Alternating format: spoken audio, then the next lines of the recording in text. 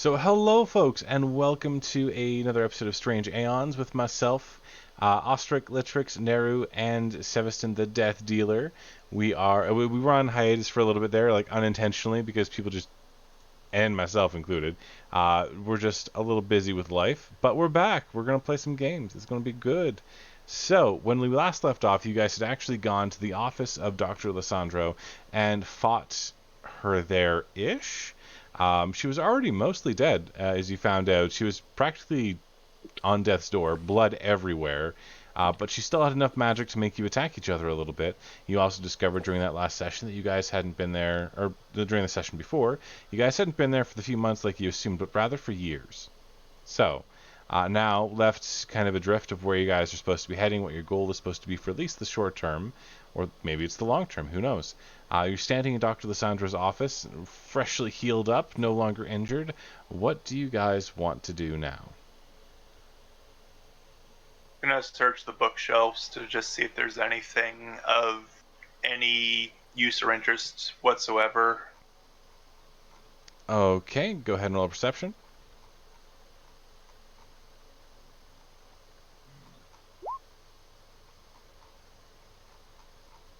28 perception roll. Absolutely gorgeous. Okay.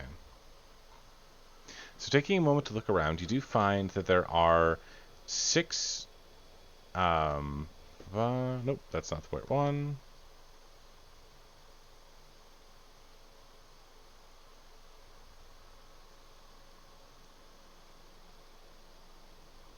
Okay.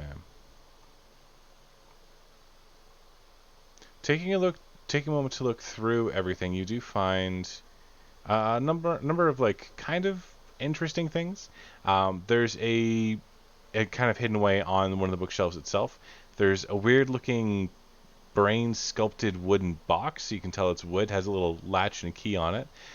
There's some weird bookends that have like random screaming slash crying figures, and a sculpture of an Assyrian pyramid. Books themselves, making a look through, you recognize some excellent books, such as On the Treatment of Ambitions, Disappointments, and Regrets, On Violent Sands, or Galdus's Guest, The Feast of the Nosferatu. These books, they do treat in relatively unusual things. They're not magical in nature, they're mundane, but, they're each worth about 100 gold pieces. That's notable. So how many books was that, or how many items, and for a total of how much? So there are 3 books worth 100 gold pieces each, and 3 kind of interesting curios that are all very well done, very well sculpted, each worth about 50 GP. So 300 total for the books, and 300 total for the sorry, books, how? and 150 total for the curios. Okay. And was there any smut? As far as you can tell, no. Just had to ask. Well, it is important to know what a psychologist does in their spare time.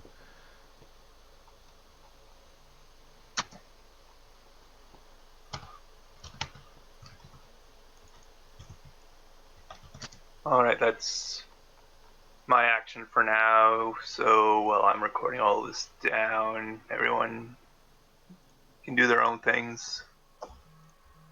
All right. Anyone else got something important to talk about, to do, to the thing? I don't know. I'm just gonna keep an eye out for anything suspicious so that we don't get surprised or anything else. That's fair. I want to kind of scout the room and see if there would be any hidden safes or anything of that nature where they would hide valuables. So it's immediately obvious to you that while the room itself doesn't have any safes, it does have a locked desk that she kind of sits behind, or would have sat behind. You can see there are quite a few little locks on that desk itself. Didn't we already open that desk last time? You certainly did. I forgot. Yep, you already have. Because I'm like, look, the handouts are already there. Nope, you already opened it. Never mind. Sorry. Mm-hmm. Other than that, no, there's nothing interesting about the area.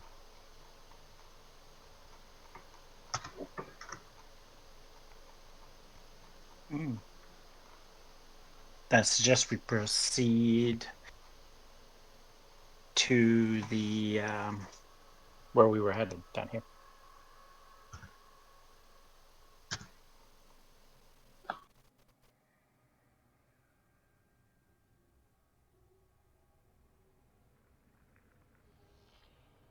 Okay. Going out of like the southwest door from where we are.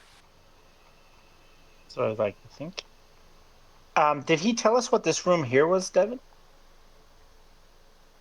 That room there, if you give me a moment, I can tell you. He would have. That would be another library.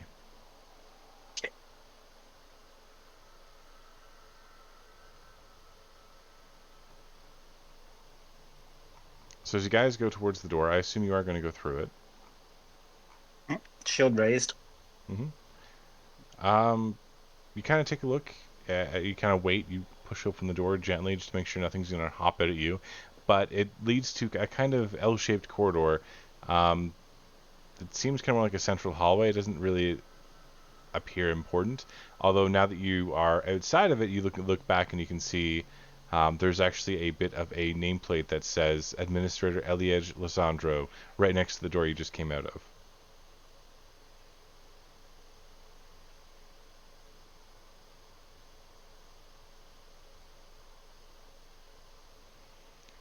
I will get everyone to roll a perception check, though, please.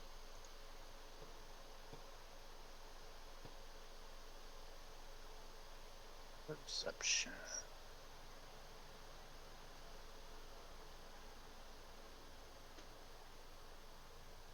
Okay, both Steveston and Neri, you guys see an odd-looking smear on the floor, kind of like a trail of mucus or some such thing that kind of leads between the different doors.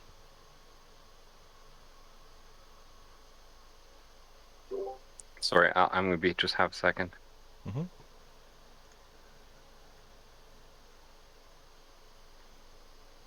that it Mucus, you makes say? I do say a mucus-like thing. so like not to like not that it's a huge deal, but just to kind of make sure that you're remembering how my character works. That's odd, yeah.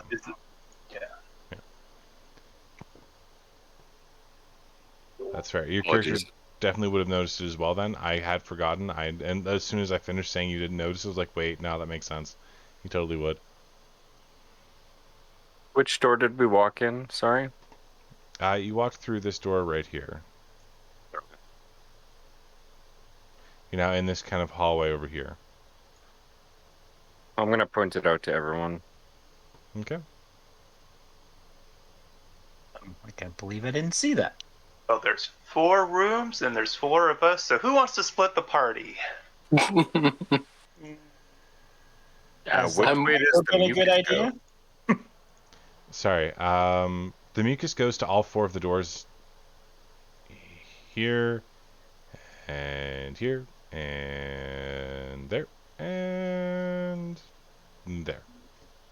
Is there any way to kind of tell if it's went to in any particular order? No, it just seems to be this fresh crisscrossing trail. It's still damp looking. It's hard to tell which one was the oldest without a survival check. I was just going to ask if I could possibly drop on my survival. Absolutely. See if I recognize this. I wouldn't mind either.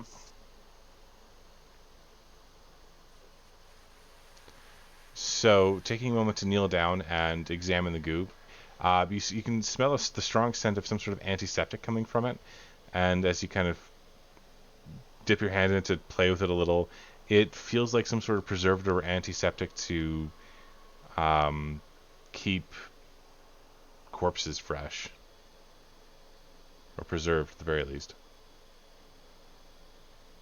Some sort of embalming fluid. Possibly? Probably, So- actually, thinking about it.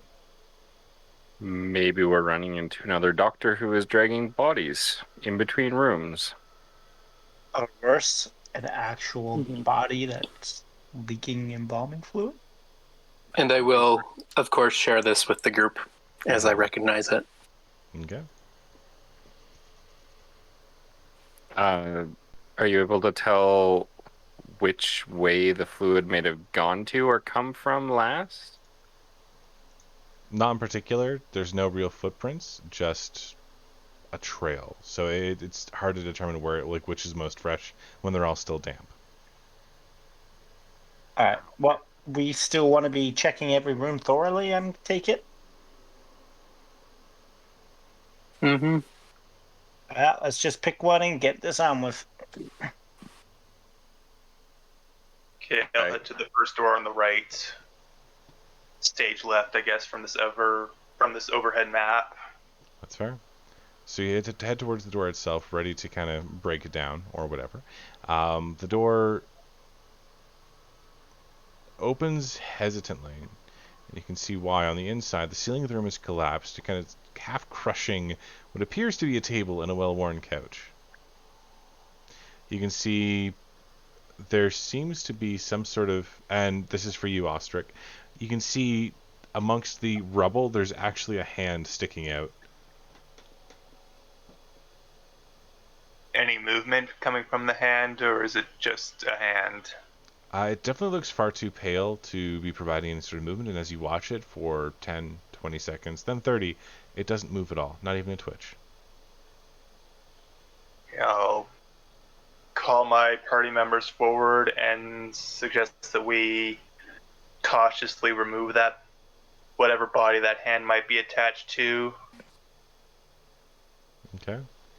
As you guys spend some time working to clear the rubble and get the body out, you recognize very quickly it's only half a body that you can extract. Whoever it was underneath there was crushed almost beyond recognizability as even being human.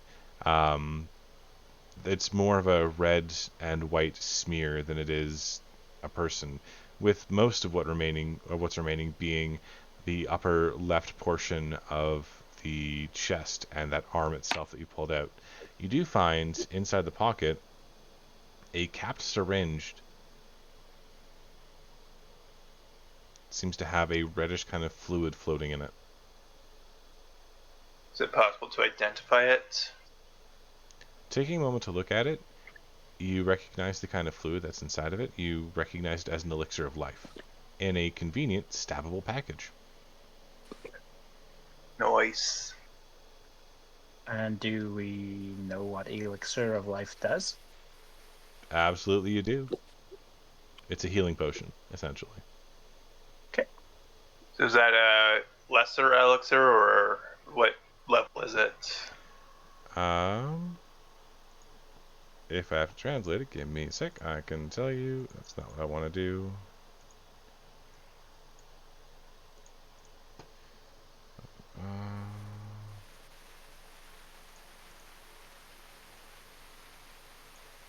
Shouldn't be a lesser, I don't think.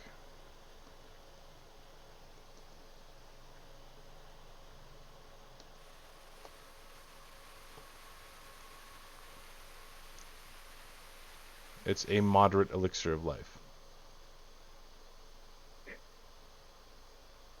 Elixirs in this version are D6, though, are they not? They are. This moderate elixir of life would cure for 5d6 plus 12. Wow. Yeah. In convenient injectable syringe form.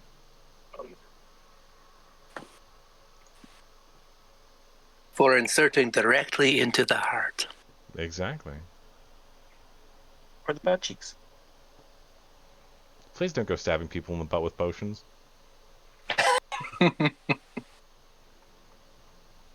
Only mild discomfort compared to stabbing them in the heart, I'd say.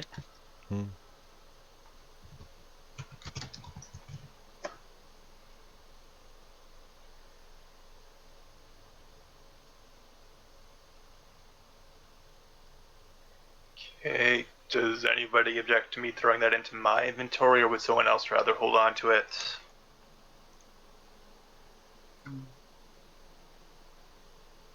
I think go ahead. I think it's alright if you hold it.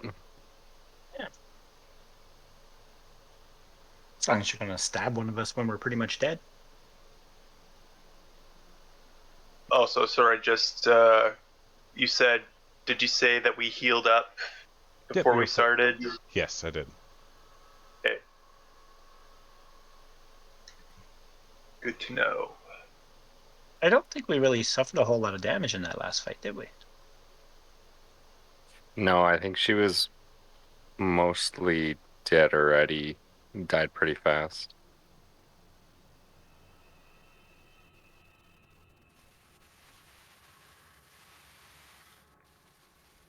So Well, we should should check the next room. should we check just across the hallway directly? Sounds good to me. Okay. Um, As you cross the hallway, yes. I was going to say we should probably just take like a quick look in the remaining 3 rooms, because if there's somebody dragging bodies back and forth and he's still in here, we should probably know where they are, and so they don't get to jump on us. Yeah, no, I agree. I think we should check all these rooms.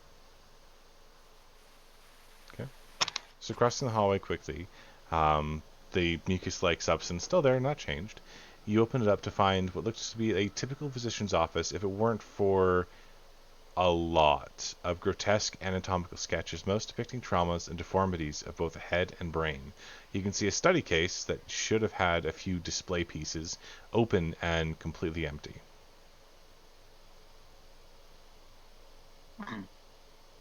That's a little creepy. Oddly enough, Ostrich, you realize here at the very base of it was the start of the path, that slime trail. It's partially dried at the base and then begins to get wet as it leaves the room. But it came from that. From that display case, yeah. I will point that out to the group. So something either got up and came out of that display case, or someone dragged something out of the display case. I think we got a case of organs moving independently of the body.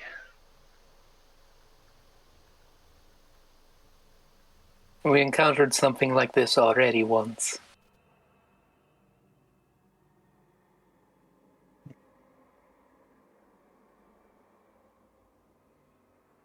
I'll do a quick search of the room. Okay. So you find on the desk itself, you find a lot of notes, books and books, probably 4 or 5 volumes that seem to belong to Dr. Arosh Chawar. And he was someone who pursued new treatments for a variety of things and actually managed to successfully link and treat many types of the physical causes of psychological ailments, tumors and the like, different chemical dependencies and all that good stuff. So although the room is grotesque, it seems like the person who lived here actually genuinely did a lot of good. You do notice as well that there are bits and pieces here and there from another doctor, Dr. Anya Chawar of Kathir. So, whoever this person... Oh, something's going on with audio right quick there. Nope, gone? Okay, good. That was maybe just me doing up the zipper on my coat. Fair enough. I was like, what the crap's going on? That's good. But if anyone wants to make a medicine check... I can do that. Based on what you can see, the notes themselves are far in advance of the modern ideas of medicine. So you're pretty sure that although the legitimacy might take months to verify, this would sell very, very well to any sort of medical institution. Like even for you, you're learning a few things about medicine you had no idea could possibly happen or exist.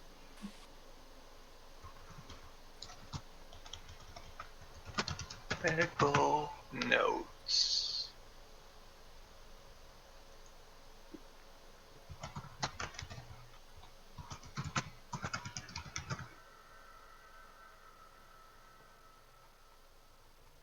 Should we move to the next room? I think so. Probably.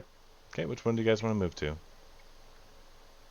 Should we just go down the hallway and just the next one at the bottom there? There. All right. In case it wasn't assumed, I do have the Beast Slayer out right now. Fair enough.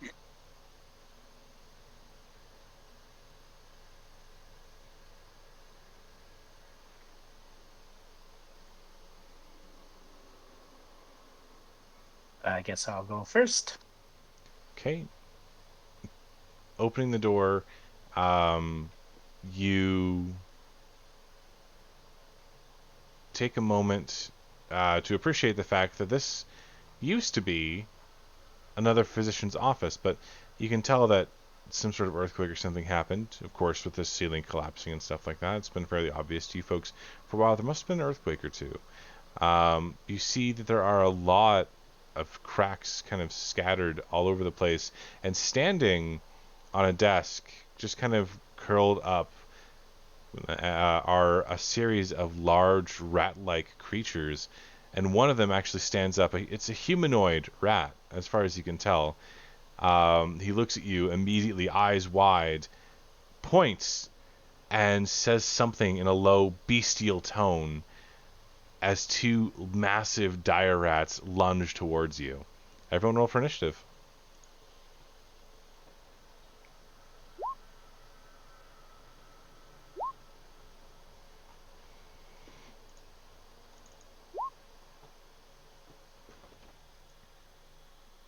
Like one day I might win this. Why am I suddenly salivating? Fair enough. Alright. Naru friggin' for the win. Apparently. I mean no harm.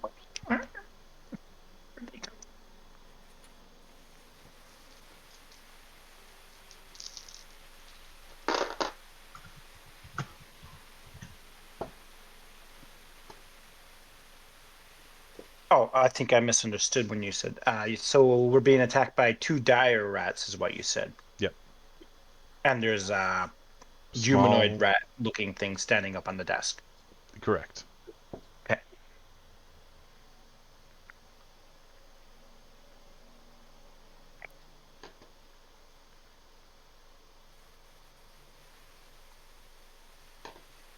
Okay. So the first person to react is Nara. You see these creatures, or at best you hear them from just around the corner. And you hear a bit like scampering. You hear the small creature say something as you look around to actually take a look into the door. You can see two large rats moving towards Litrix.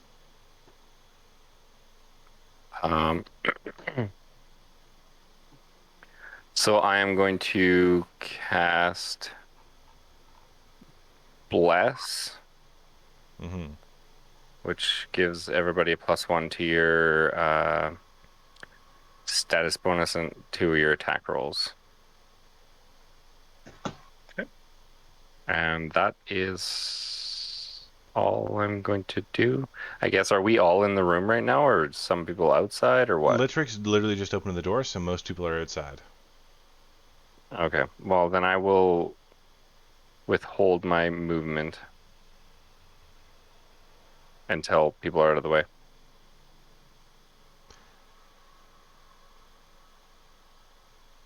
Or won't by me. I mean, are you saying that you wish to withhold an action, or like hold an action until something happens? Yes, sorry. I'm holding it as a movement. Okay, so you're gonna hold a move action until people get out of the way, so you can move into the room. Yeah. Yes, either into the room or out of their way, whichever is better. You can define one trigger, good sir, not multiple.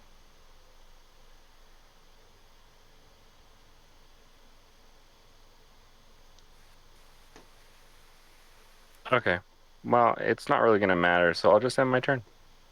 Okay.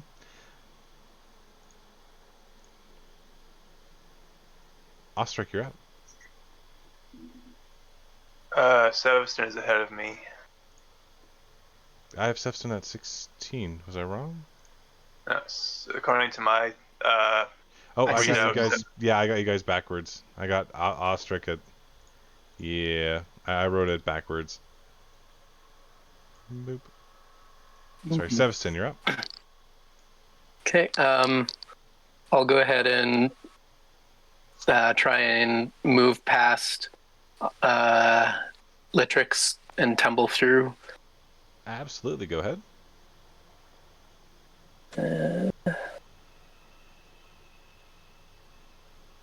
You managed to easily squeeze through and kind of gracefully pirouette into the room with the two rats directly in front of you.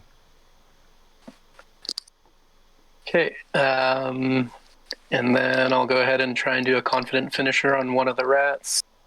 Okay.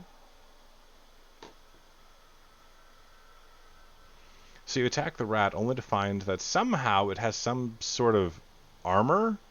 There's a thin veneer of magical force covering it, and your strike goes wide.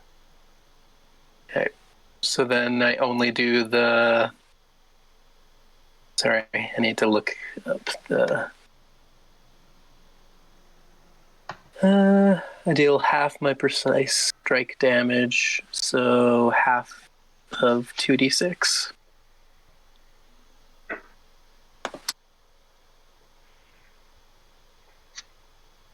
Oh, gorgeous. So you take your blade to the rats and actually do manage to do a fair bit of damage to one of them, leaving it bloodied.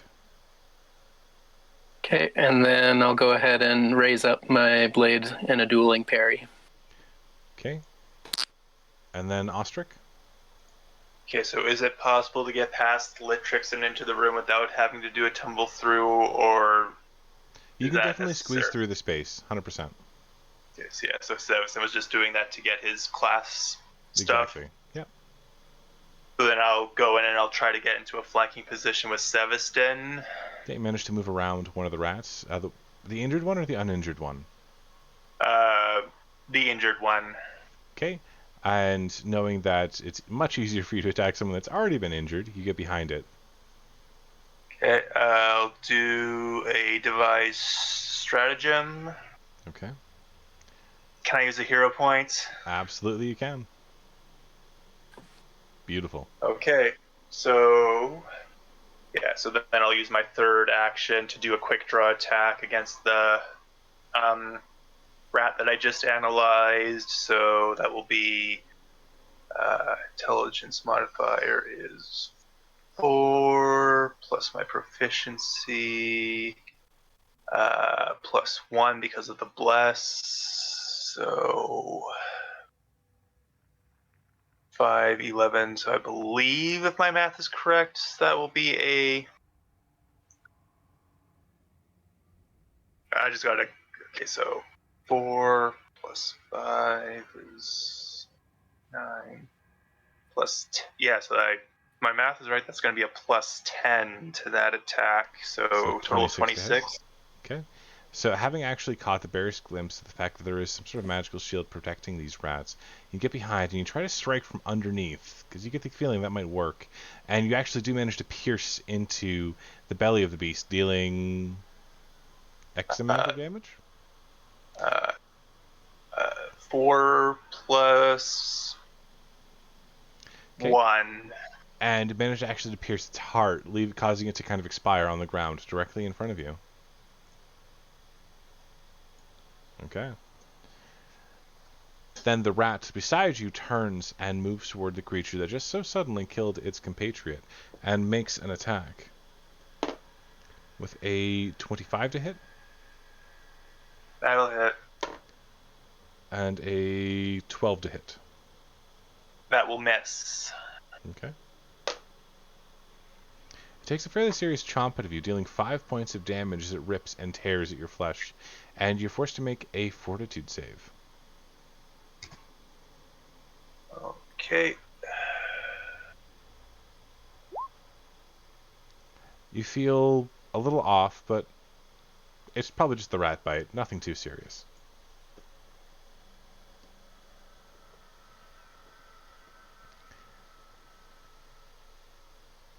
Litrix? I will flank the rat that just bit him, and I Okay. will attack my dagger. All right. Okay, and that has the +1 from the bless on it. All right. Do you manage to hit?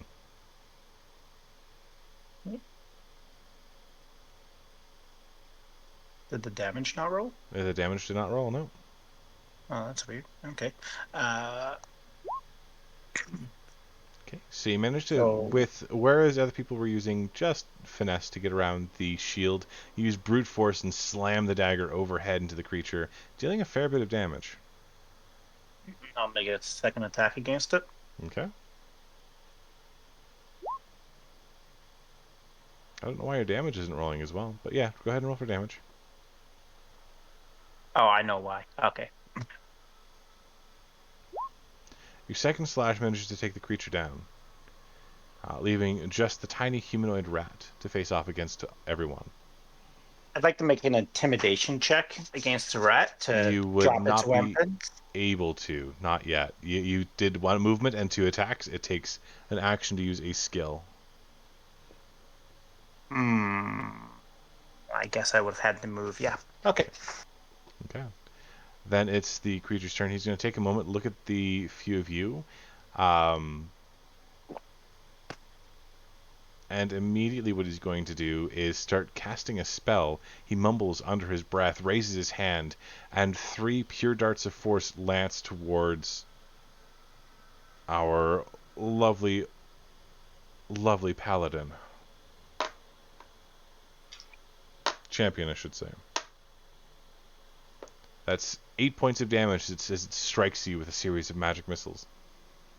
Ooh. I love that spell. All right. Just a moment. Checking something out.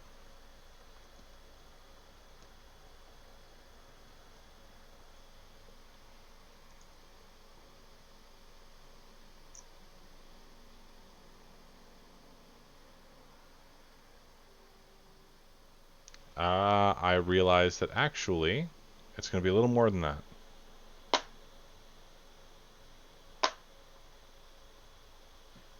Because he actually shot 6 missiles.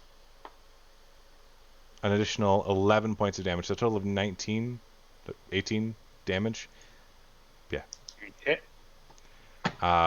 Hits you. Then it will go to Neru. What do you want to do? Quick question on mechanics, just for future reference. Can Mhm. I block spells? Like my With shield block? with a magical shield, yes, but not a regular shield, no. I just wanted to make sure. Hmm. Okay, so our champion that just took a barrage of attacks there, I'm going to cast my 2-action heal to give him 15 points of health. Don't forget that because you're 3rd level, that does get heightened. All right, is that it's two d8s plus 8, right? Yes, correct. Oh, okay.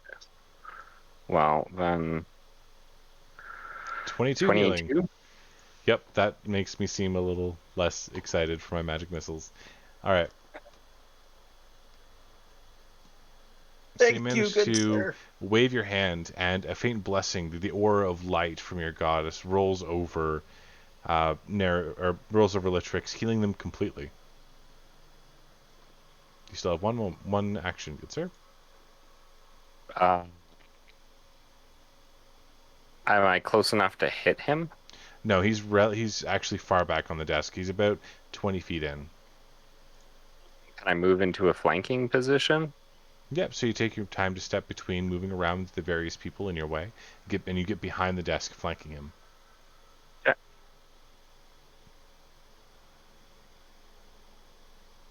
All right. Seveston?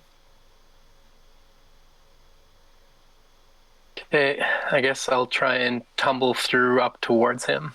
All right.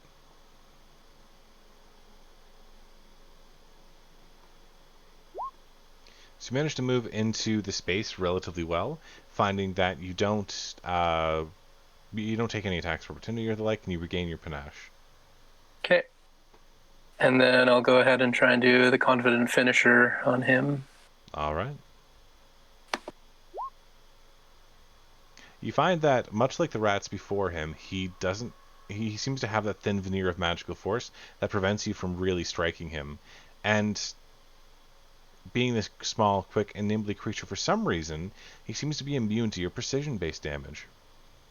Does the bless and the flanking help It does. that to hit? But it does not hit, no. It does not hit. No. Okay. Okay, so he's completely immune to the precision damage. Okay, so he'll take no damage. Yeah. And I guess I will try and I'll do a dueling parry. Okay, you managed to strike in case he tries. Yeah. Yeah. Okay, then it'll go to Ostrich, sorry.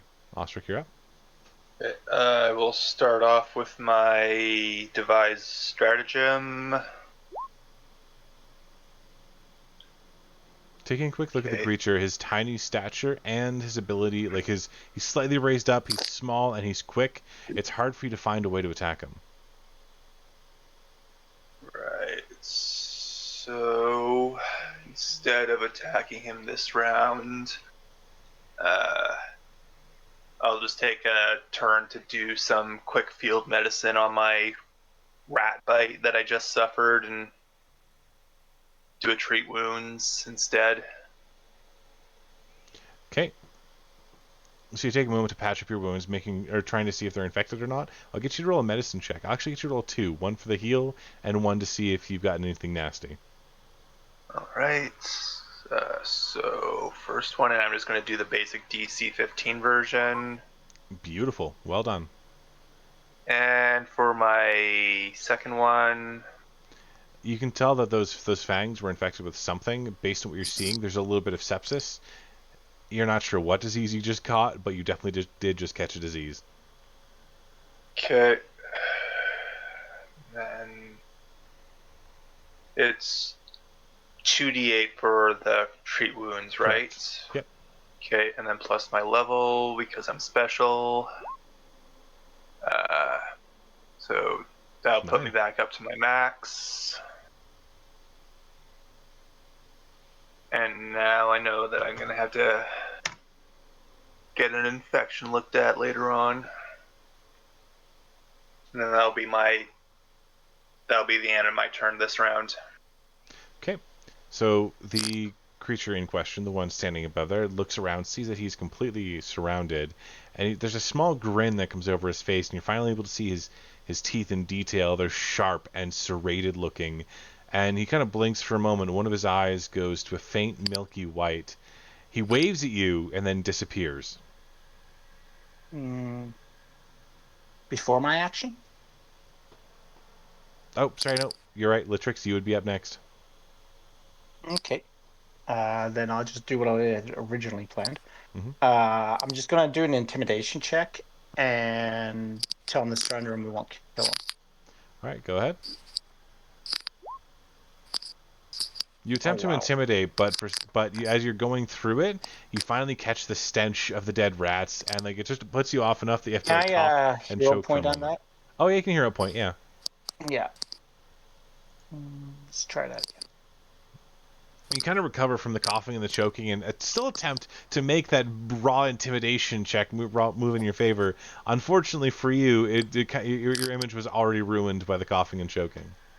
Yeah, the rules aren't with me tonight. I'll move into a flanking and make an attack. Okay. You attempt to stab the poor creature as he's just standing there now, and your blade catches. Well, you think you catch him, but it hits his kind of fur and bounces back. That's not natural. All right, and then it will be his turn, and he will just disappear.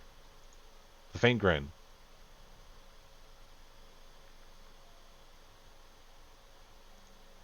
All right, Neru.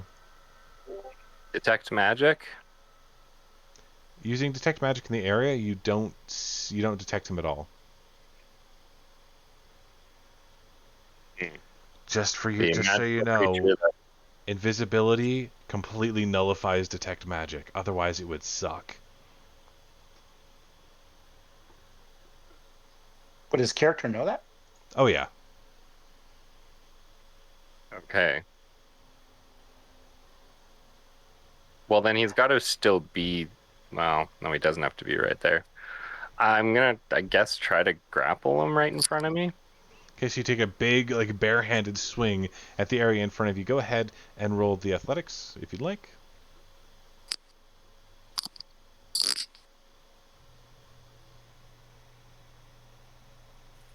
Sorry, my roll 20 is going insanely laggy. I don't know No why. worries. You attempt to grab, and you feel at the very edge of your fingertips something fuzzy and warm and slightly wet, but you don't manage to grab the creature at all. Can I try again? Absolutely. Go for another one.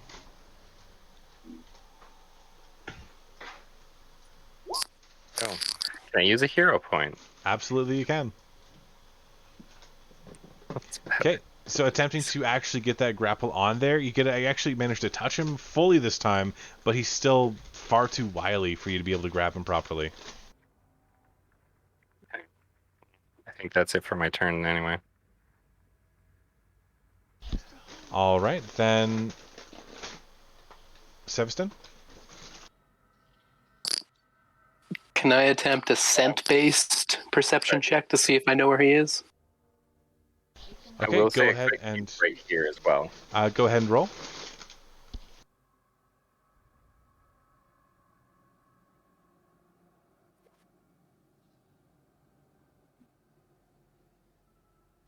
So you have a basic idea of where he is, kind of. You could attack. You would take a -5 to the attack because you can't see him perfectly, but you could make an attack if you so chose. Okay, I'll attempt to make the attack. Okay. So I guess moving over towards him and then attacking. Works for me.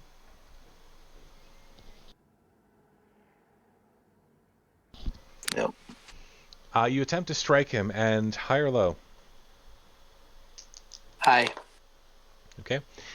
You take the Beast Slayer and move to make that killing blow. Unfortunately, it seems to get caught on the office desk he was slightly standing on, and instead carves a very large groove. It sends this weird sort of shiver up your spine to feel the Beast Slayer hitting wood like that. So until the end of your next turn, you will have a -5 on all of your attacks. Okay. All right, you still have one more action. Or no, you use perception, then you moved, then you attacked. So you'd be good. You'd be done for now. Yeah. Then Ostrich. I'd like to try and identify this creature and see if it is what I think it is, and if it's got the resistances that I believe it has. Okay. See, for this guy, you would have to roll an Arcana check.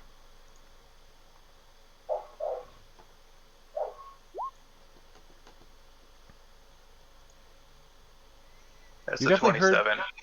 You've definitely heard of these creatures before. It's a Ratling. This one seems particularly well skilled in sorceress-like abilities that are making him extraordinarily hard to hit, and very durable too. But definitely a Ratling. They are immune to diseases and poison. They typically have evasion-based skills and powerful magic, usually sorceress magic. And by and large, you know that they're relatively cowards. If they feel like the fight's turning against them, they'll often just run. Do you have any questions about that? I don't think so. But it's not like it's not a were-rat, and it's not like, it's not resistant to anything that's not silvered. It's just it's just wily and magic is all. That's why we're not hitting it. Correct. Okay. Then I'm going to go and I'm going to do a perception check to see if he's still in the room.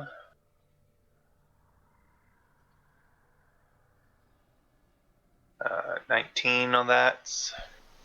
He's definitely still in the room, but you can tell he's moved towards one of the cracks in the walls. You're pretty sure he's going to try and escape. Okay.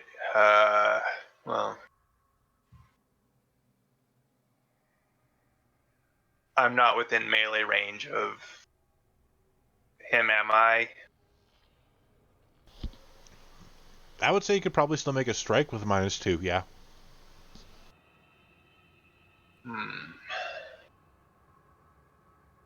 Okay, yeah, I will point out where he is, and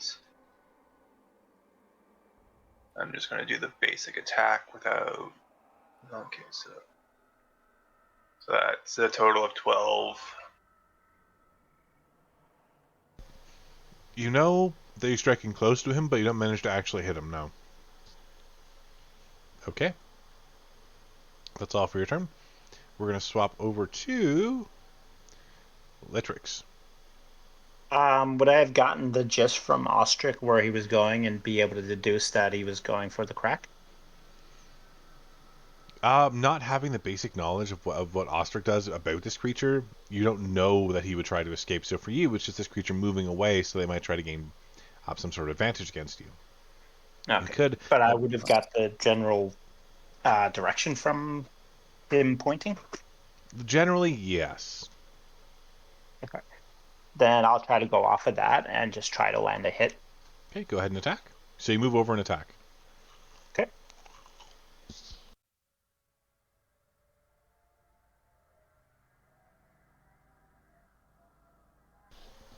You're pretty sure you have the general direction right, but you don't manage to find or strike the creature at all. Did you want to use your second one to attack as well? I will make a second attack. Go for it. You slash at the air again, this time feeling... Sorry, go ahead. Is that Bless and that still up now, or...? Bless is still up, yep. Okay. Feeling confident that you'll actually be able to you'll actually manage to strike the creature. However, you don't.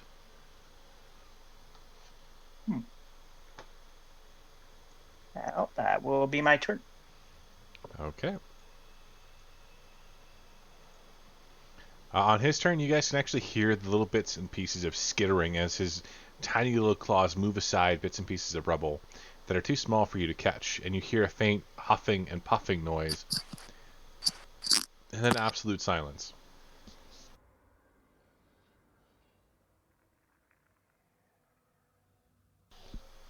What would you like to do, Naru?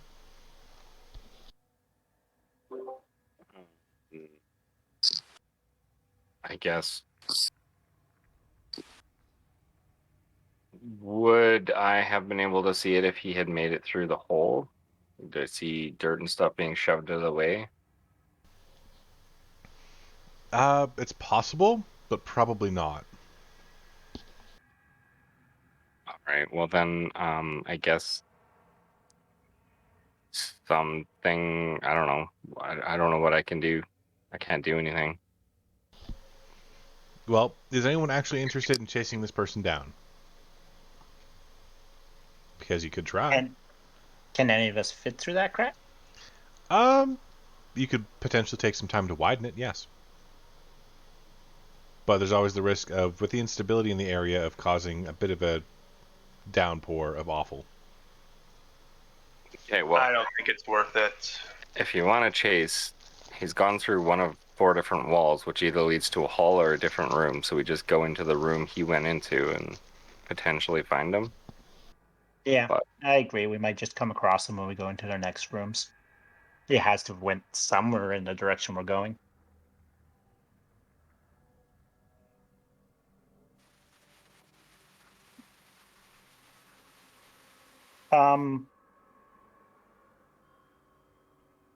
Devin, would we have gotten a sense of like complete maliciousness off the creature, or would it have been more of like a defensive attack kind of thing? Go ahead and roll a perception.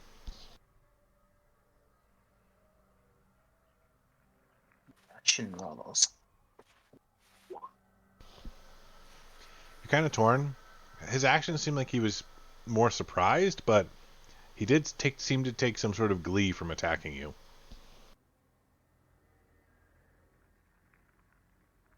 Stupid rat.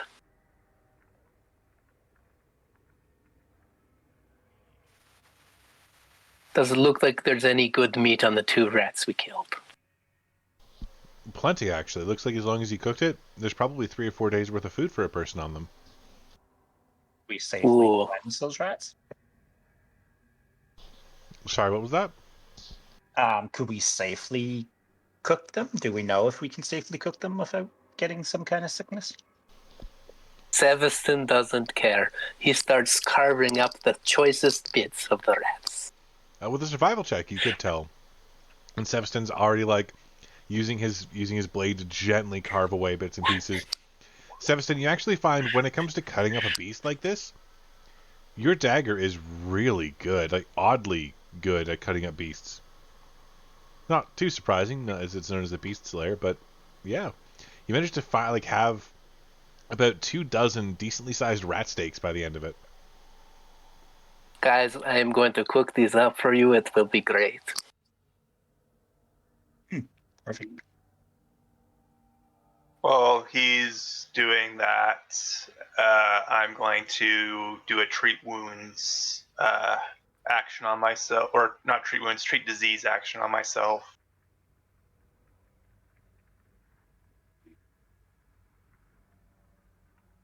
May I do that? Oh, sorry, yes, absolutely. I was just waiting for you to do it. Yeah, you're good.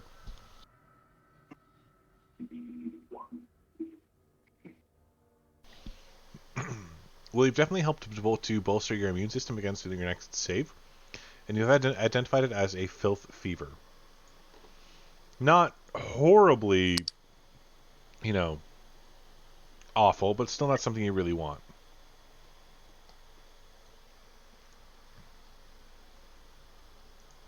As long as you're not going to turn into a zombie.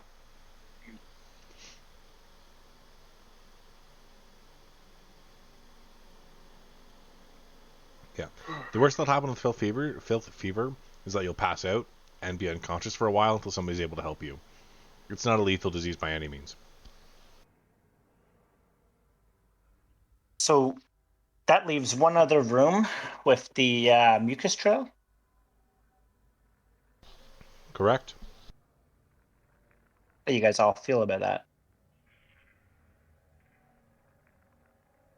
Let's do it. I think we already found what was dragging them around, so yeah, I think it's fine.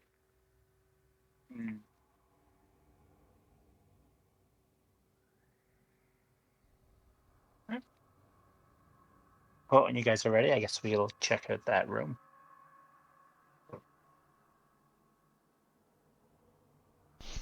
Okay, so this is something that's actually relatively not okay by my standards. It was included in the book, and I'm not a huge fan of it. We are going to skip this combat. We're going to skip these creatures and even a description of them because they hard violate one of our not so fun times. Sorry, folks. Because it does involve some relatively awful happenings and dealings. But we will talk about what we find in the room itself. So you find the full collection of bits and pieces of weird-looking brains and organs kind of scattered around in the room, not in their jars anymore, but rather piled, almost arranged, like a sort of concert kind of thing. In the middle of it, you find a nest made out of the body of a large human male, fairly dark skin, and a bunch of lab coats kind of stuck there.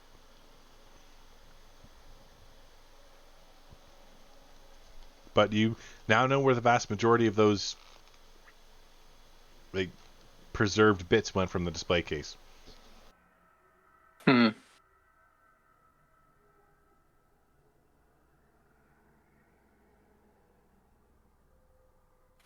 Sorry, they made a nest out of the preserved bits? They made a nest out of the body of a man and a lot of lab coats that seemed to be about his size. And around it, kind of like set up in an almost like amphitheater concert formation, are the preserved bits. Like, still good, just kind of all around, or like eaten? Completely intact. Just there.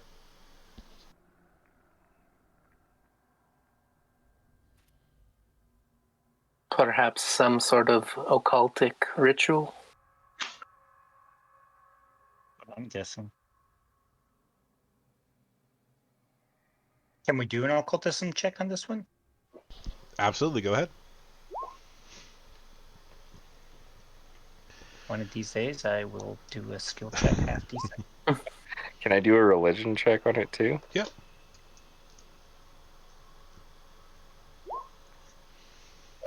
So the three of you realized fairly quickly it doesn't appear to be some sort of occultist or religious-based ceremony.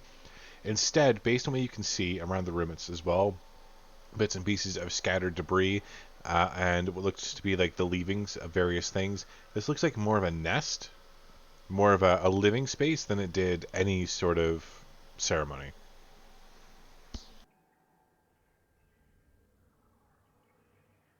That's even creepier than it being a ceremony. Right. I just feel comfortable when there's bits of organs around me as I sleep soundly in my bed. Bed made of a dead person, that is. That is correct. Is there anything else in the room? Go ahead and roll a perception check.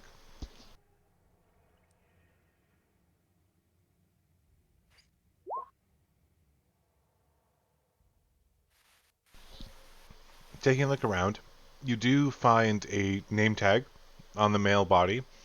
It is it's actually the man whose room you just left. Dr. Chawar is the man you are currently seeing on the floor, kind of his bits definitely ripped open, torn to shreds. And on his body you find 8 vials of alchemist fire. You're based on like the wounds around his hands, he was attempting to defend himself, and it looks like he was definitely trying to maybe do something about whatever creatures were living here before he perished.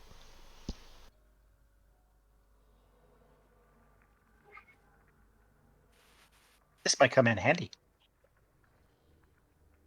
So there could be 2 vials for each of us? Sure.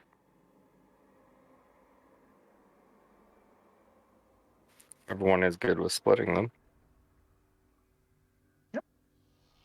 How do these work? Do you have to just throw them? You throw them. Yep, they're splash weapons, essentially. Okay. I'll definitely take some for splitting them because I have 0 ranged options at this point.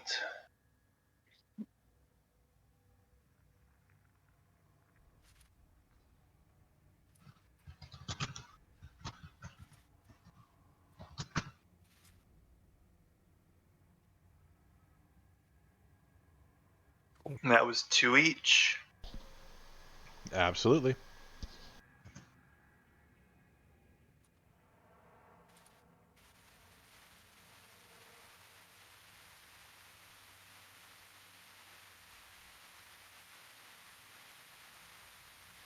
Okay. And what are the damage on these?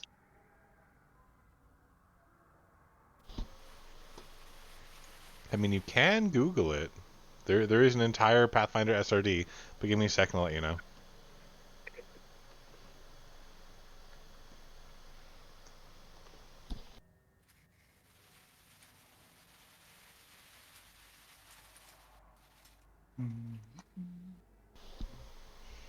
These guys would deal 2d8 damage, 2 persistent fire damage, and 2 splash damage. It also has a +1 to attack.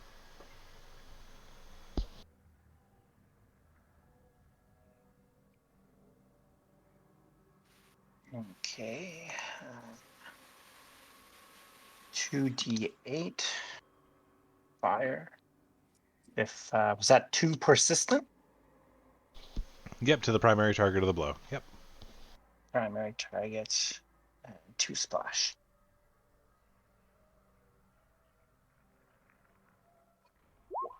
Oops. That's not what I meant to do.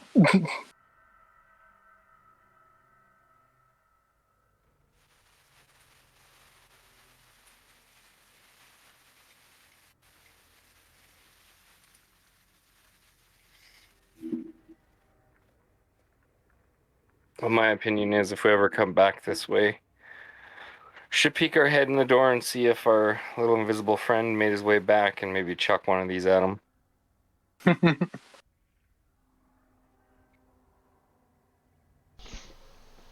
I mean, you are a fair big fan of alchemist fire, being partial to fire yourself, so you might actually enjoy that a whole lot. Yeah, it sounds fun. Mm-hmm.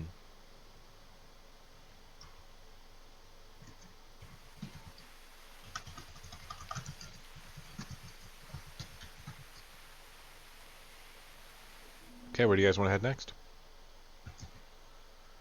I guess we'll go through those double doors. Okay. Before we do that, can we access further down this hallway? Yeah, can we get into the can. Yep. Okay. Then maybe we'll check that one out first then. Okay. So as you make your way to it, you see a large kind of conference room. It's relatively skewed with a bunch of papers, and you notice that there are two young doctors looking people with both of them have their sorry, excuse me, I'm not able to talk for a little bit.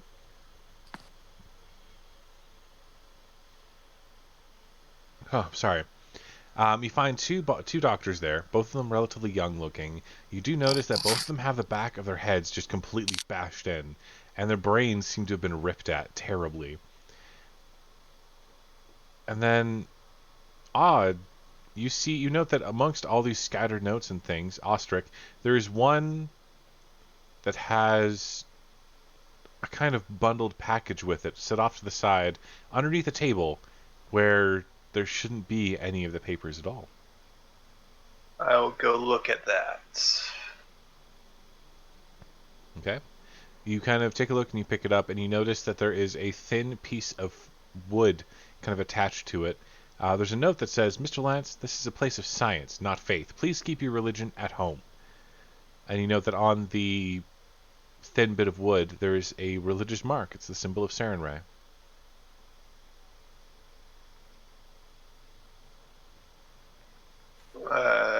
Oh, I would recognize that, obviously. He's walked over and he's picked it up and he's looking at it. For him, this is like one of those that's odd kind of situations. So unless he actually shows it to you, you wouldn't. Was there anything else of note, of worth, or or is that the sole thing that stands out? That's the only thing that really stands out. I mean, the two bodies are obviously weird, but this is the one thing that was pushed off to the side. It's unlike the other papers, which are kind of bundled together. It's the one thing that was shoved away. Okay, I will hand the religious symbol over to Naru, and then I'm going to go and examine the bodies forensically. Okay, so go ahead and roll a medicine check. And Naru, you actually see that it's emblazoned with a symbol of your goddess. Okay. Ostrich, taking a look at the bodies, you note that while the backs of the heads were caved in, and like it's literally they're caved in, and the skull has been flayed open. You can see the brains underneath, and little what looks to be tiny claws, far tinier than any creature you can imagine doing it, have ripped at the brains, and it looks like pried some of it free. Would I have reason to believe that this is connected to that nest we just saw? Seeing as the nest itself was surrounded by those pickled organs, yes. Yes, you think that maybe the creatures that lived there were trying to get more. Okay. And can I ask what was on that document that had the Sarenrae's symbol on it?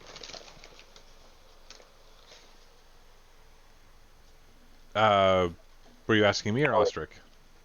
You? Okay. What am I looking at? You're looking at a small note that just says, "Mr. Lance, this is a place of science, not faith. Please keep your religion at home." And then it has that symbol on it. The symbol is on the wood. It's on the thin piece of wood, yeah.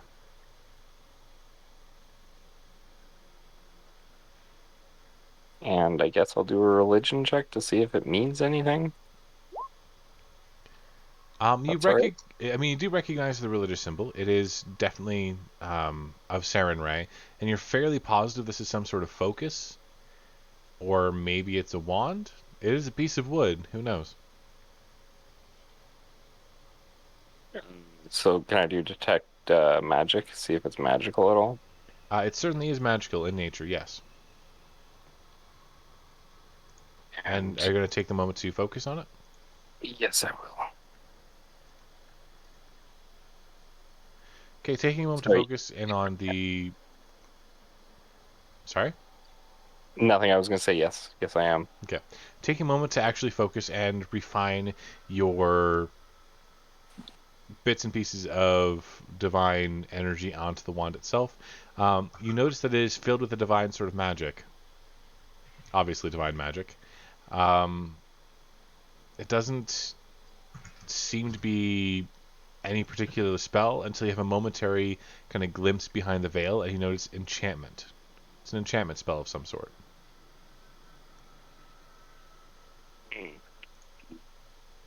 Based on what you can see, it's definitely a wand.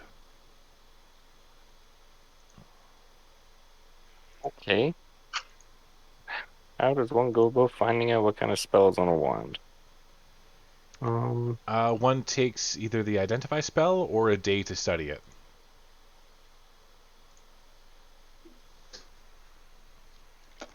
Okie dokie. I suppose nobody has the identify spell. Seeing as you are currently the only spellcaster, well, I mean, Litrix can, but yeah, no, you'd be correct. Unless you have the identify spell, no one has it. I do not.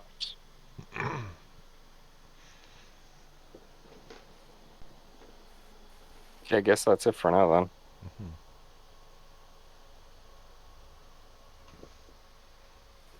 Okay. Anyone else? Doing anything else, or are we just going to leave the room? Is there a little door in the corner over here? No, there doesn't appear to be. Oh. Okay.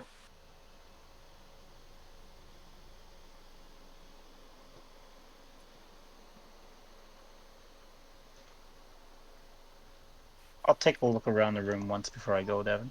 Okay. You take a moment to scour the place for any sort of interesting oddities. Reading through some of the documents on the ground, it seems to be mostly housekeeping kind of related things. Oh, this patient said this. Oh, this patient said that. Oh, this is what we're looking into for treatment, kind of thing. And a few interesting theories on what could be done to help certain people. You eventually come to the conclusion that these two were not full doctors, but rather interns, students kind of thing. Here to gain recognition as full-fledged doctors, not actually being full-fledged doctors themselves. Beyond that, there's nothing super interesting about the room itself. You do find on their bodies a various assortment of gold. There's about 30 gold split between the two of them, as well as there's some jewelry on them if you wish to take it. Yeah, I got no issues with that. They're dead. Okay, you managed to pry loose a set of diamond-studded earrings. A weird sort of watch contraption that seems to have rotating numbers on it. You're not quite sure what it does, but it looks like more fancy than useful. And like I said, the 30 gold pieces between the two of them. Okay. I'll give Ostrich the items. He will probably know their worth and stuff more than I will, and I'll just hold on to the 30 gold pieces until we all need it. Okay. Where do you guys want to head next?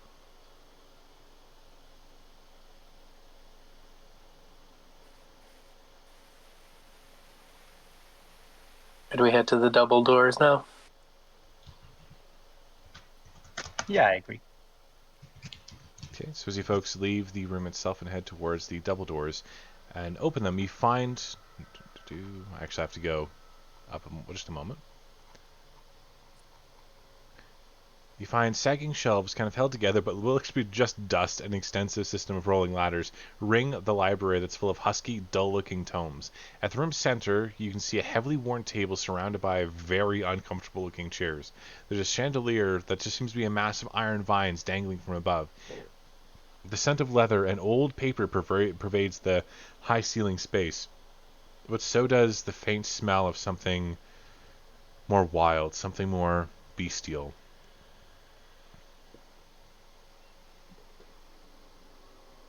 I'd like to do a perception check as we enter the room. Okay, you take a look around, trying to spot where those distinct and disparate smells are coming from. Go ahead and roll a I'd like to. check. Oh.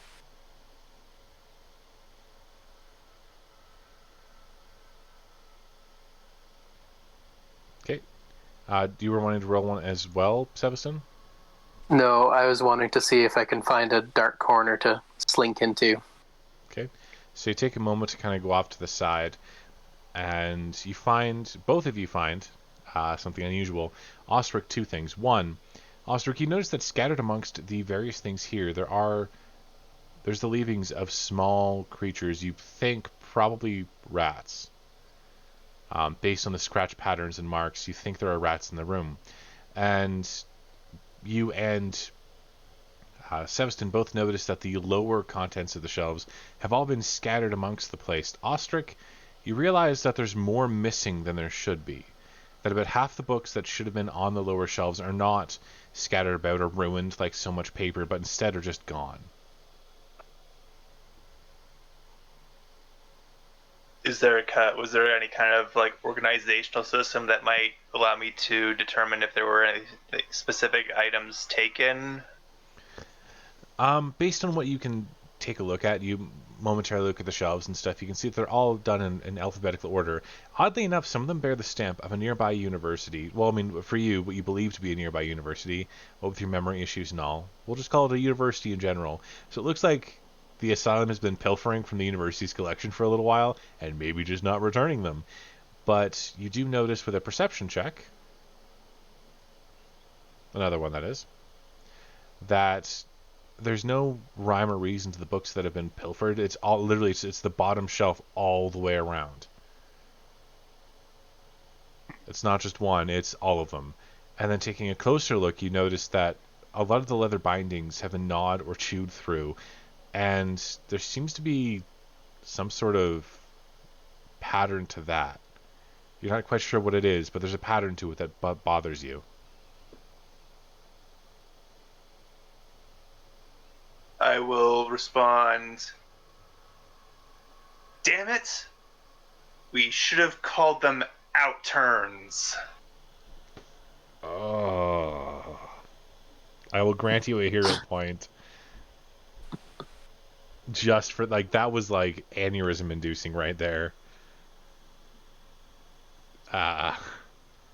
Well done.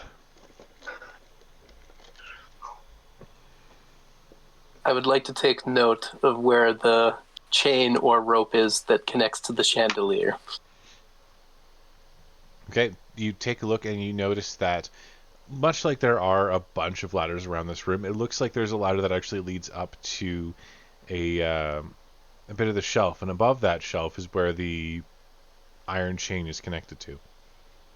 I will go to there. My swashbuckler senses are tingling. Okay, so as you head towards it, I need you to make 3 reflex saves. Ooh boy.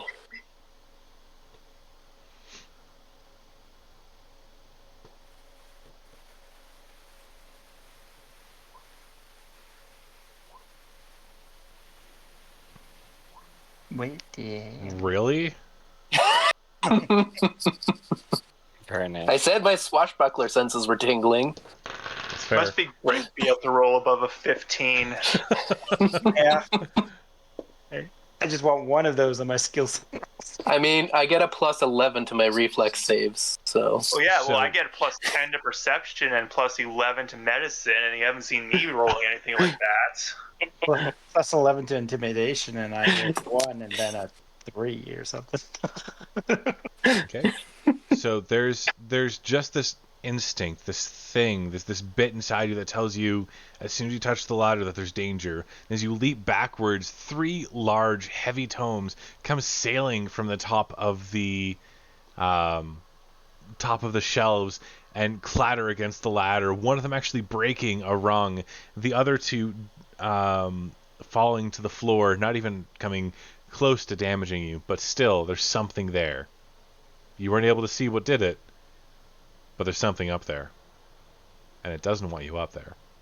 Do my ghost hunter senses start to tingle? They do not. No. Can I perform a survival check to try and determine anything by the smells and stuff that assaulted us when we came in there? You said something was a little off about that. The smells were bestial and wild, so there's definitely some sort of wild beast, you think. You can go ahead and roll a nature check, I should say. Would it be sorry. Should be nature, shouldn't it? Taking a look now, because these creatures are weird.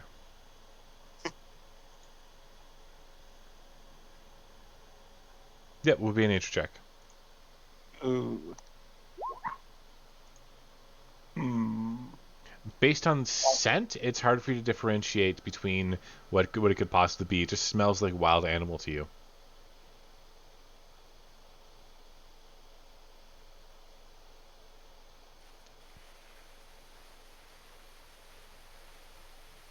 So they really don't want me to go to the chandelier. Pretty much. They're my mortal enemies now. All right. Did you want to roll for initiative going into combat? Yeah, I was going to throw a dagger at the top of that ladder. Wrong. Okay. Well, everyone roll for initiative then. You're fighting something you can't see. Keep in mind that... sorry, I don't know. I didn't describe it fairly accurately, but the shelves themselves are about 30 feet tall. Mm-hmm.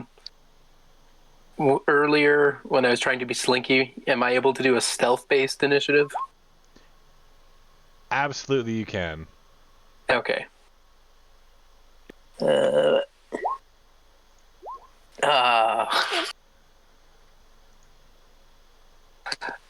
Nope, I was not sneaky.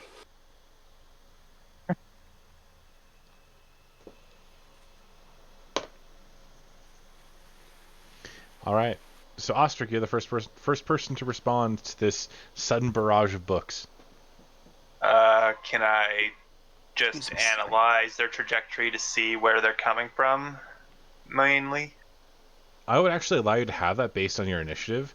You can see relatively where they're coming from. They're about midway on the right-hand side. So, stage... Well, I suppose right here. I'll point it out. Like, they're about halfway up there, whereas the ladder that leads to the chandelier is over here. So that was a good, 60 feet they tossed that book. They're strong little things, whatever they are. Okay. I'm going to make my way over here where the books are coming from then. Mm-hmm. Is that... How many move actions will that take? 2. Okay. And I'll use my final action to shake the bookshelf and see if I can't knock them off the shelf and onto the floor. I would allow you to make a strength or athletics check, your choice. I mean, it's not going to be great either way. What the hell? I'll use my hero points. All right. Or my anti-hero point, I guess would be more accurate to call it, based on how I got it. Oddly enough, you managed to shake one of them loose. A creature kind of falls over the edge, dropping the 30 feet relatively effortlessly, actually, taking no damage as they land, claws first at the base. A small creature, much like the one perched on the desk in the room before, or 2 rooms before, a ratling lands in front of you, its beady eyes looking up and glaring at you. All right. I will point it out to the party so that they know Okay. where this one is. That's fair. It's going to take a moment to glare at you, and then its mouth kind of bulges obscenely for a moment, and it spews out a swarm of rats larger than itself that seem to rush towards you and attempt to swarm over you, as swarms are wont to do. You're going to take 2 points of damage as the rat swarm rushes over you and dissipates, and manages to bite and nibble and claw at you for minimum damage. And then it's going to take... Oops, sorry, go ahead. I'll use my reaction against that. Okay, he'll take no damage then. And they'll make one more quick attack with their claws, attempting to strike for the 16, which I assume misses. It does. Okay. All right, then Neru. How far is that one that fell on the ground away from me? About 60 feet. 60 feet.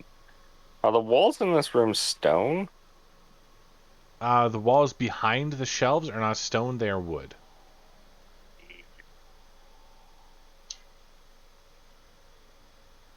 Alright, well, I will move up to the creature and attempt to poke it with my sharp stick. Alright, go ahead. By that I mean sword.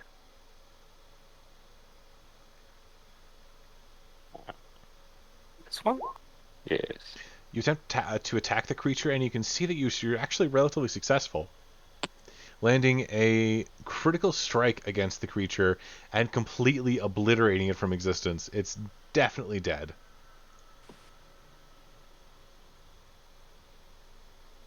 Excellent. Okay.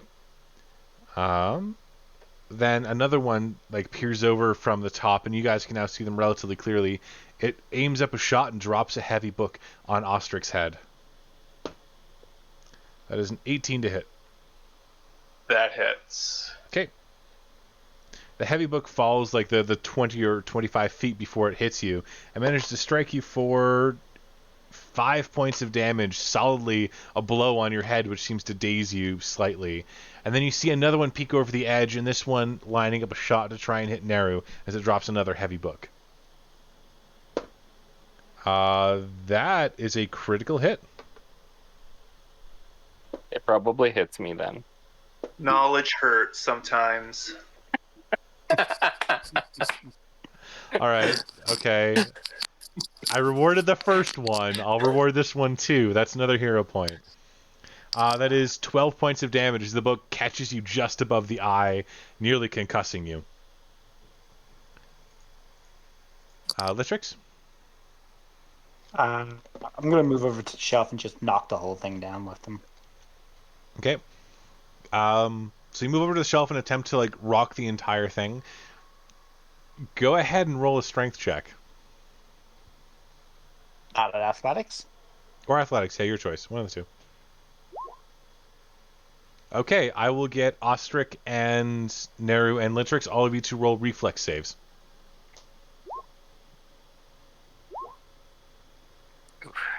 Okay, so you run over there, you grab onto the shelf, and you just pull, forgetting that this is a 30-foot shelf, and it probably weighs about 800 pounds with all the books on it, as it slowly tips over and drops on you.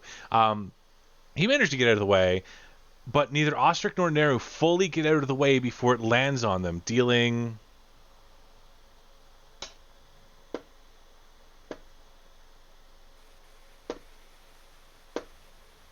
...23 points of bludgeoning damage and trapping them underneath the heavy, heavy bookcase. The two creatures on top both managed to roll out of the way, taking no damage as they tumble to the ground, but are now easily visible to everybody. So, in case that wasn't clear, both Neru and Ostrich, you guys are pinned and will have to try to work your way out, either through brute strength or some other fashion. Seveston. Just lift it off them? I am down. You could attempt to. It's easy to pull something. It's hard to lift it. But it would have been 2 actions to get over there and 1 to shake the whole thing. Unfortunately, your athletics check was off the charts. The difficulty was only 20. But you just nailed the entire thing. So Seveston, what are you doing? I'm moving over towards one of the Ratlings attempting to tumble through, kind of get onto the other side of him. Okay. I'm going to use my hero point. Perfect. Ooh. You manage to, like, gracefully tumble through the square containing both of these creatures. They're tiny size, so they both fit on one square, leaving you able to be on the other side of them. No problem. Okay. And then I will go ahead and try a confident finisher on whichever one of them. Okay. Neither of them I have flanking or anything, right? No, you do not have flanking at the moment. Okay.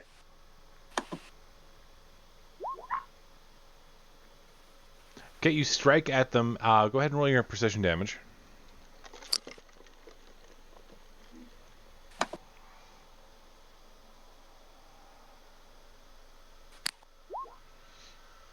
And you manage to catch one of them relatively off guard with your beautiful movements. They just look at you slack-jawed until you manage to stab them, dealing a full 8 points of damage, leaving them bloodied. They both look at you and seem a little intimidated. Ostrich. I think I still have an action. Oh yeah, you're right. You moved, you attacked, you have one more. Yeah. Sorry, Ostrich, one moment. And I'll go ahead and do a second attack. All right.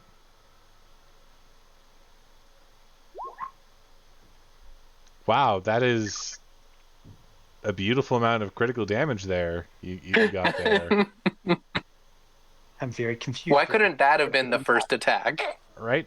Fortunately, that is actually enough to kill him. So you move forward with the Beast Slayer and neatly sever the creature's throat, actually, from a small descending angle, and it kind of topples over and gurgles a bit as the blood rushes down its chest, leaving you just one. Mm-hmm. Do these guys count as beasts? No, they do not. Okay. Then the other creature immediately raises its hands and speaks squeakily in Aklo, if somebody understands Aklo, which I assume we do. I told people to. I do. It says, please, no more. I'll translate. Okay. Do you guys wish to pursue combat or leave it as is? It's going to cease combat. I have no other reason to kill him. So, like, Ostrich, you hear this from underneath the shelf. You hear the creature screaming no more. And you're like, wait, guys, don't do it.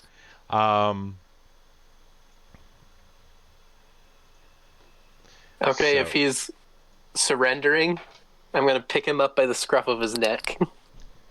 Okay, you do notice, oddly enough, this one has two tails, not one.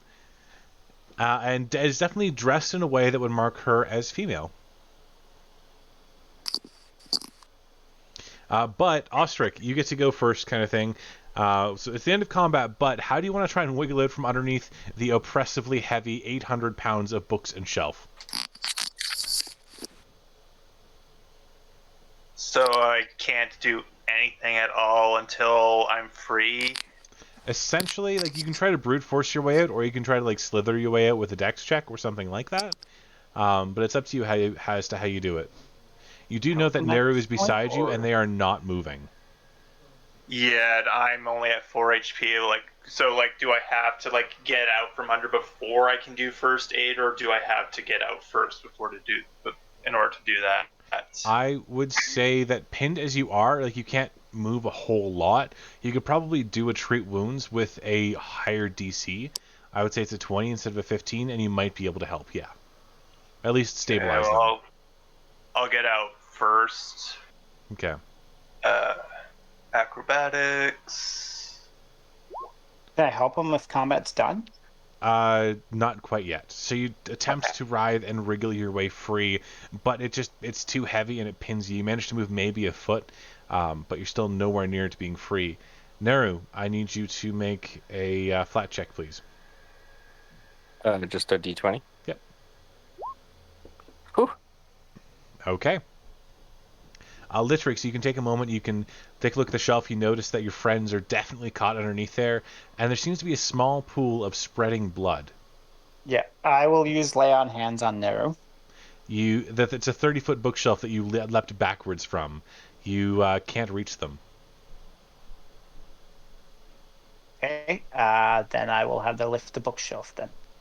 Okay, you kind of grasp at the very edges of it and attempt to lift as best you can. Go ahead and make an athletics check if you'd like. Okay, you managed to pull it up just a little bit, a foot or two, enough to give wiggle room to those underneath. Having to sustain this, though, for very long is definitely going to cause some damage. Already you can feel your muscles straining and tearing as you take 4 points of damage. Ostrich. Or Seveston, you're like kind of holding on to the Ratling right now. If you want to help, you're going to have to put them down. Do you want to help, or do you want to just wait?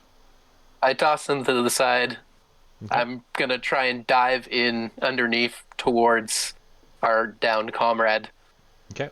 So you kind of dive in underneath, you see there's a bunch of books in the way, begin clearing it as best you can, and you open up a small passage. You can see Ostrich is moving, a little dazed, definitely heavily wounded. There's a crack to the side of their head, and they're bleeding a bit from the mouth. But Neru looks even worse. You can tell, based on like the angle that one of the books is jabbing into them, that they have at least a few broken ribs that seem to be pushing against their armor from the inside now. What do you want I want to try and get to Neru and put my lesser elixir of life, just pour it into their mouth. Okay, so go ahead and roll for healing. I don't know actually how many dice that does. You said a lesser elixir of healing? Yeah. Or lesser elixir of life, or... Of life, yeah. Sorry, not of healing, of life. Duh. Okay, give me a moment. That would be 3d6 plus 6 hit points. Okay, you manage to get to them. You tilt Neru's head to the side very gently, afraid of hurting them any further, and force the potion into their mouth, healing them for 15. So as Neru slowly kind of comes back to life, you can hear the popping and wrenching noises as the ribs are forcibly put back into place by the healing magic. It's not pleasant and sounds, at the very best, icky. Ostrich, what do you want to do?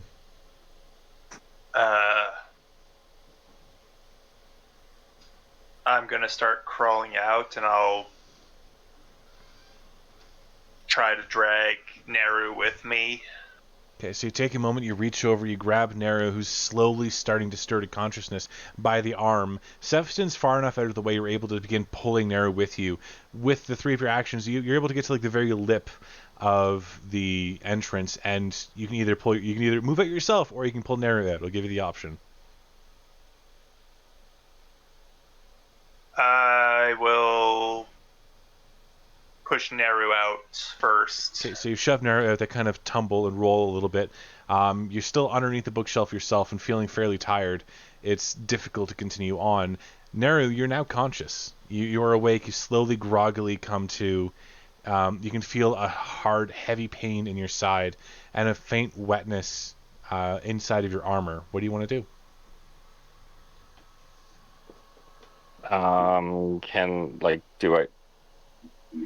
Can I see him still under the bookcase? And I forget who was lifting it up. You kind of groggily look over. You can see Seveston is underneath the bookcase. So is Ostrich. You can see that they're definitely still injured. And you can see the muscles on Litrix, like all of them standing on end as they're lifting this massive bookcase. And you can see like there's faint little bits of bruising even now beginning to rise up the arms into their neck as they lift this thing that's way too heavy. Am I able to reach him and just try to pull him out? You can reach over and grab Ostrich and try to pull them out, yeah. Yeah, can I try to do that? Oh yeah, absolutely. You kind of reach over, you kind of grab them by the hand and groggily pull Ostrich out, leaving just Seveston underneath. But Litrix, before Seveston can escape, I need you to roll another athletics check, please. Okay, you managed to prop it up a little better this time. You push it up, so it's got about a 20-degree angle now. You're holding it almost at your shoulders, and you're able to rest a little better that way with it being more weight on your chest rather than just your arms and back. You don't take any damage this turn, but you can definitely feel it still slowly accumulating, that fatigue in the back of your body. Unless you want to drop it, I think we'll call it there for your turn. No, I will keep holding on to it. Excellent. Seveston, I'm assuming you'd like to move out from underneath. Unless there's a really interesting book in here. I mean, if you want, you can make a perception check to take a look. I'll allow it. No, I'm going. Okay. So you manage to scramble on the piles of blood and like broken books, the bits and pieces of paper scattered here and there. You push your way forward and manage to get out just in time for Litrix. I assume you would like to put down the bookshelf. Mm-hmm. For Litrix to kind of shove the bookshelf backwards, there's a loud clattering boom as the entire room seems to shake lightly. Still, that Ratling is sitting in a corner watching with the eyes wide, the feat of strength of this human who's just, or what looks to be a human to her, who's just picked up an entire like bookshelf that they couldn't even move at the best of their attempts. All right, I'm going to dust my hands off. Well, a job well done. I fixed my own mistakes. Oh, that hurt. I'll cast a level 3 area. I would save your spell slot because I'm going to do a treat wounds check on you. Okay. Mm-hmm. All right. And like everyone else that's hurt still too. Yeah, but spell slots are much more useful than medicine checks when it comes down to it. Spell slots are very usable in combat, whereas medicine checks can only be used once. Your spells are definitely better saved for combat. Sure. While they're doing this healing, I'm going to make sure that the Ratling doesn't escape. It looks like they have no intention of doing so. Right, so, and I imagine it hasn't yet been an hour since our last rat fight when I didn't treat wounds on myself. It most certainly has not been an hour. Okay, so I can't do it on myself, but if there's anyone else who needs some healing, I might as well get them in on this too, since I can treat 2 people at once. I do need some healing, although I'm okay if anyone's hurt worse. I've only got a couple bruises, so. I think Sevson's completely uninjured, so... I haven't been injured yet. So Narratrix could be easily healed. Right, I am going to use my risky surgery feat. Okay. Right, so Neru will start off by taking 7 points of damage, but that gives me +2 to my check, and and if it succeeds, it becomes a critical success. Can I assist him in this too? Being part of the surgery, I would say not. No. Okay. And I'm also going to remember this time I have the surgery tools that I found that give me a +1 to first aid checks, so it'll be a total of +3 to what I'm about to roll. So a total of 24. So that'll be 48 +3. Beautiful. So 22 points. All right, so both Neru and Litrix, you heal for 22 points of health. Nice. So as you kind of take the moment, the 10 minutes or so, the hour or so to perform the risky surgery. This is an hour. All the blood loss made it easier for me to remember the procedure. That's fair. Right now, you're just really pissed that someone just dropped a bookshelf on you. This is really annoying and stupid. People almost died. Now I gotta fucking fix them, and you forget about all the things you've learned since you've been in the asylum, all the little bits and pieces that have recollected. Instead, you fall upon deeper knowledge, stuff intrinsic to you. You remember going through some sort of medical school, and it's just like you're in class right now. You remember it brilliantly and vividly. You're not working, for a moment, you're not working on Neru and Litrix. Instead, you're working on cadavers, making sure that they fit perfectly back together. And then you pop out of it and you realize that you just performed the entire surgery far better than you remember ever doing before. And then I'll finish things off by using my own lesser elixir of life to heal myself up, because I only have 4 hit points. Fair enough. We should probably use healing spells over that. Well, I also still have the moderate elixir of life, so... Correct me if I'm wrong, but elixirs also protect against poison and disease, do they not? They do not. And it was 3d6 for the elixir? Sorry, was it? Yes, it is. Sorry, the other lesser, yeah. So, Neru, you are correct in one fashion. They give you a temporary item bonus to saving throws against diseases and poisons. They do not protect you from them. Protection would be like not getting them at all. Sure. Yes. They help you against. Yeah. I realized after reading it that's probably what you meant. I just wanted to clarify it's not protection from poison and disease, which is like an effect. Yeah. And it's just the flat 3d6, no modifiers. +6. Plus, yeah. Okay. I recover 16 points of HP. Beautiful. And what's the bonus to disease, fortitude, saves? It's going to be giving you a +1 versus your next check, which you can do now. It's been long enough, I'd allow it. Because Filth Fever does require about an hour, but we'll say you did the surgery for about an hour, so we'll say this is the hour mark. So go ahead and roll. And it's with that stack with the +2 I got for my treat wounds check earlier. It entirely would. Okay, so I have I think I might have a spell that would help as well. I'll just wait until I've done my check, because spell slots are a precious resource. So it'll be a total of +3 to what I'm about to roll. I can cast Guidance, which gives you a +1 on your saving throws. And okay, I'm going to use my hero point on that. Okay, so you have a +4 at the moment, thanks to the guidance. Your body naturally moving towards being...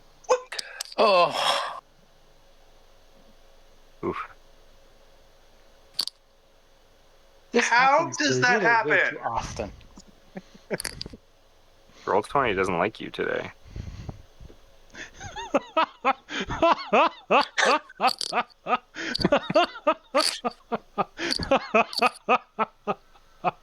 think Roll20 just doesn't like us using hero points.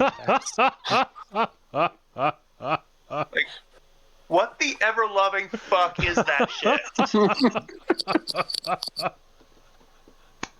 Bad roll. Bad.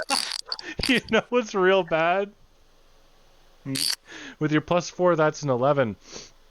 Oh, the fortitude save is 12.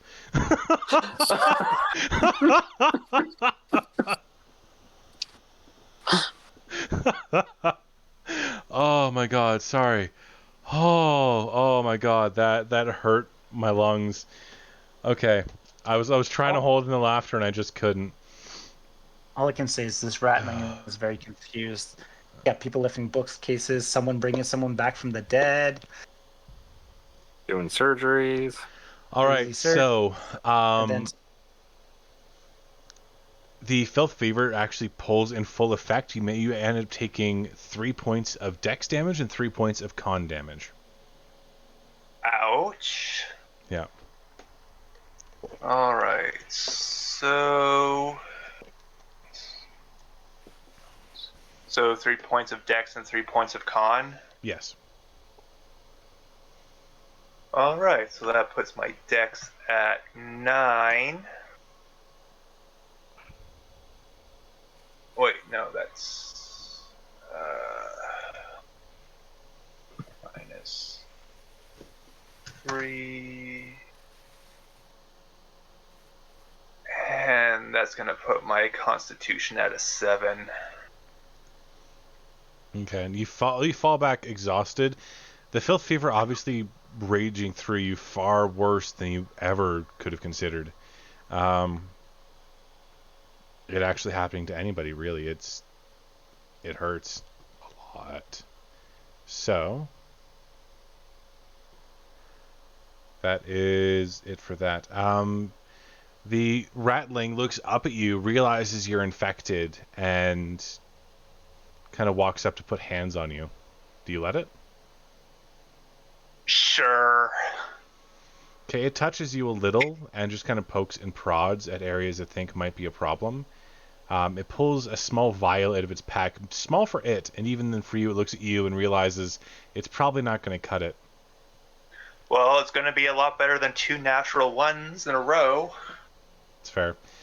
It looks up at you and looks at the vial, looks up at you and says, "Hey, you want to make a deal?" State your terms. I give you this pretty green vial, and you folks let me go. No questions asked. Well, fellows, I am perfectly okay with this arrangement. Should probably be ate by something else, but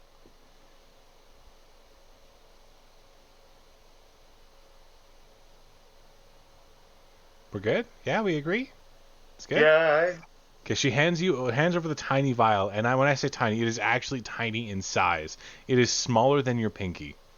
Like it's one knuckle joint kind of length.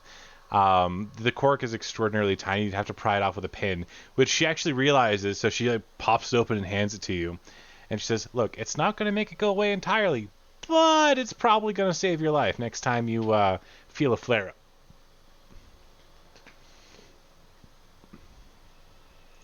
I will down the potion once it's opened and offer to me.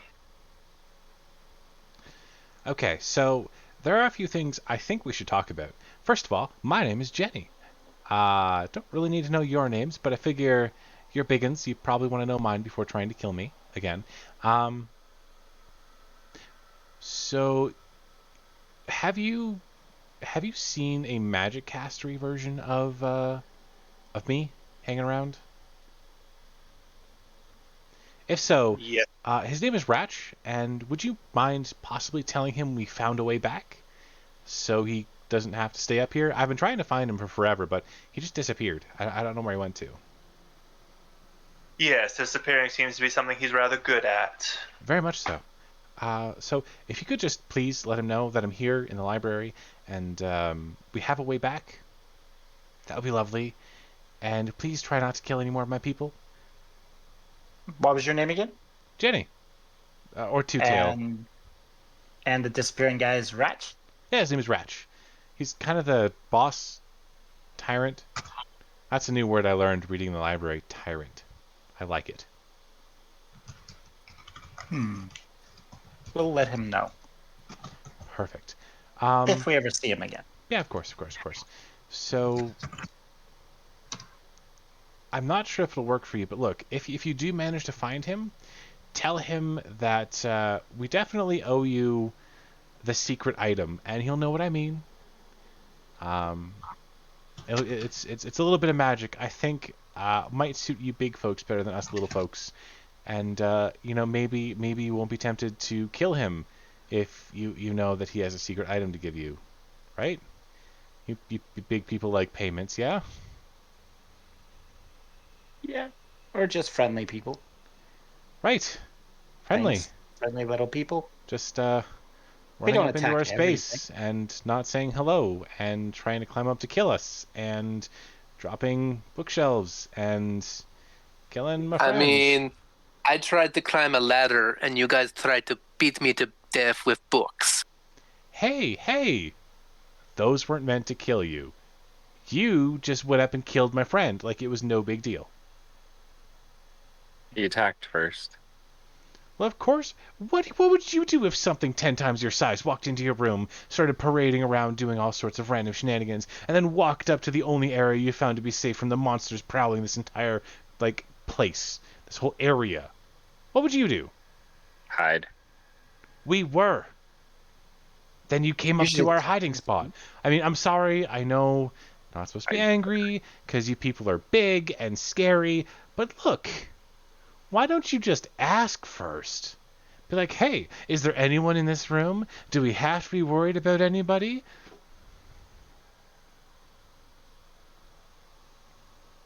In our experience, sometimes saying that sort of thing just gets you attacked. That's fair. Better to scout the place. That's what we prefer to do. There's a lot of things that have been trying to kill us lately. Yeah. A lot You of things have been trying to eat us recently. we could offer the rats a little bit of protection if they wouldn't mind doing some scouting for us. I got no issues with working with them. Wait. You're offering a bit of protection, and in return, all we have to do is scout for you? Tell us what big baddies are behind the next door. Do you have food? Yeah, we can't go invisible. Yes, we have food. Okay. How about We find. I'll go with you. I'll explain to Ratch what happened. I mean, losing 2 is not a big deal as long as the rest of us are okay. Sorry, Patch. Ratch, does he often have 2 friends with him? Dire rats?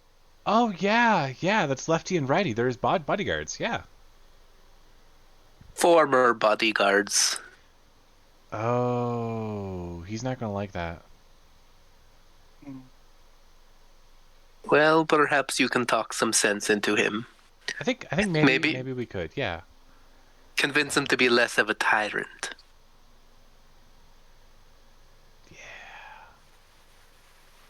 He always takes the best hidey holes for himself too. All right. We will scout for you if you have food to share. Scouting's dangerous work. We need food. How about that? We have some fresh meat. No, we are not giving her the fresh meat. I mean, I like fresh meat. No. It's not very good. You wouldn't like it. You said they were prime cuts. I did not say any such thing. Ixnay on the explain. I'm gonna pull out 2 rations and offer it to her. So as you kind of sit down in front of her, she's like, "Wow, that's like a week's worth of food." Okay, deal's a deal. She takes like what for her is a day's worth. For you is like a quarter of a day's worth, and like pulls it towards herself. She starts stuffing it in a little bag at her side, which seems to hold way more than it should. She cinches it shut, and she looks at the rest of it, and she goes, "Do you mind carrying that for me? Because I can't really carry that much." Exactly how big is this Ratling again? About 4 inches tall.